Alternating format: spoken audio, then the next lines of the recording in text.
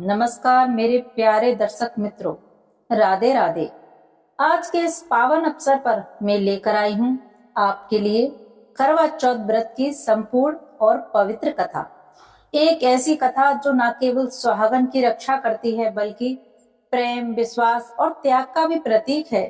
तो चलिए शुरू करते हैं आज की मंगलमयी कहानी। बहुत समय पहले की बात है दोस्तों। एक नगर में एक साहूकार रहता था। उसके 7 बेटे थे और एक ही बेटी, जिसका नाम था करवा। करवा अपने भाइयों की लाडली थी। सातों भाई उससे इतना प्रेम करते थे कि उससे पहले भोजन नहीं करते, ना ही कुछ खाते थे। पहले उसे खिलाते फिर खुद खाते थे। एक दिन करवा चौथ का पावन पर्व आया। संयोग से उस समय करवा अपने ससुराल से मायके आई हुई थी। दिन भर उसने निर्जला व्रत रखा, बिना जल पिए, बिना अन्न खाए, बस चांद के दर्शन की प्रतीक्षा में। शाम को जब भाई भोजन करने बैठे तो उन्होंने कहा, बहन अब तुम भी हमारे साथ खा लो। करवा मुस्कुराई और बोली, भाई आज तो मेरा व्रत है। जब तक चांद को अर्घ्य नहीं दूंगी तब तक मैं अन्न जल ग्रहण नहीं करूंगी। अपनी बहन की यह हालत देखकर सबसे छोटा भाई थोड़ा व्याकुल हो गया। उसने सोचा, बेचारी बहन भूखी प्यासी है, क्यों ना कोई उपाय किया जाए। वह पहाड़ी पर गया, एक दीपक जलाया और उसे चलनी की ओट में रख दिया। दूर से वह चांद की तरह चमक रहा था। वह दौड़ता हुआ आया और बोला, दीदी देखो चांद निकल आया, अब तुम पूजा कर सकती हो। भोली करवा उसकी बातों में आ गई। वह अपनी भाभीियों के पास दौड़ी और बोली, भाभी देखो चांद निकल आया, चलो अर्घ्य देते हैं। भाभियां जानती थी कि असली चांद नहीं है। वह बोली, बाईसा आपका चांद निकल गया होगा, हमारा तो अभी बाकी है। लेकिन करवा उनकी बातों का मतलब नहीं समझ पाई। उसने चांद को अर्घ्य दिया और पूजा भोजन करने बैठ गई। जैसे ही पहला निवाला खाया, छींक आई। दूसरे निवाले में बाल निकला और तीसरा निवाला उठाया ही था, ससुराल से संदेश आया, तुम्हारा पति की तबीयत बहुत खराब है, तुरंत आ जाओ। यह सुनकर करवा का दिल कांप उठा। वह रोती हुई अपनी माँ के पास पहुंची।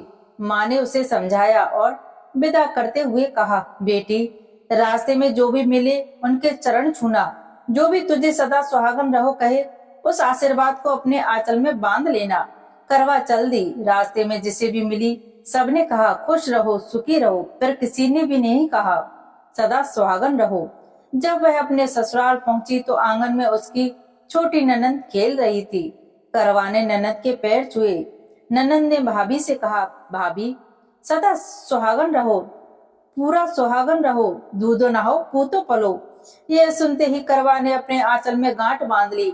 जब अंदर गई तो देखा पति का सब सामने रखा था। घर में बिलाप मचा था।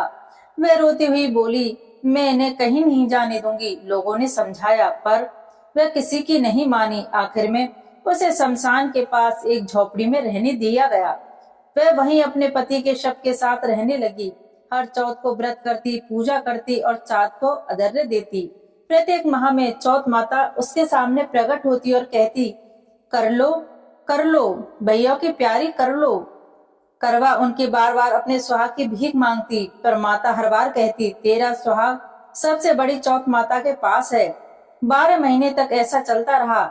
जब अष्टमी मास की चौथ आई तो करवा ने फिर प्रार्थना की, माता अब तो मुझे पर दया करो। माता ने कहा, तेरा सुहाग कार्तिक की चौथ माता के पास है, उनसे मांग लेना। कार्तिक चौथ के दिन करवा ने अपनी नंदन से 16 श्रृंगार का सामान मंगवाया। ननन ने सब चीजें लाकर दी, चूड़ी, बिंदी, मेहंदी, सिंदूर, बिछुए, सब कुछ। करवा ने विधि पूर्वक व्रत किया, पूजा की, चांद को अर्घ्य दिया।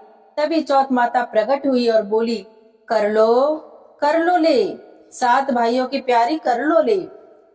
करवा उनके चरणों में गिर पड़ी और बोली, माता मेरी गलती हो गई, कृपया करके मेरे पति को जीवन दे दीजिए। माता प्रसन्न हुई। उन्होंने अपनी आंखों से काजल, मांग से सिंदूर और उंगलियों से मेहंदी निकाली। उस करवे के जल में मिलाकर करवा के पति पर छींटे मारे। बस चमत्कार हो गया, उसका पति जीवित हो गया। माता ने आशीर्वाद दिया, अब तेरा सुहाग अटल रहेगा और तेरे सामान जो स्त्री यह व्रत करेगी उसका सुहाग भी सदा सुरक्षित रहेगा।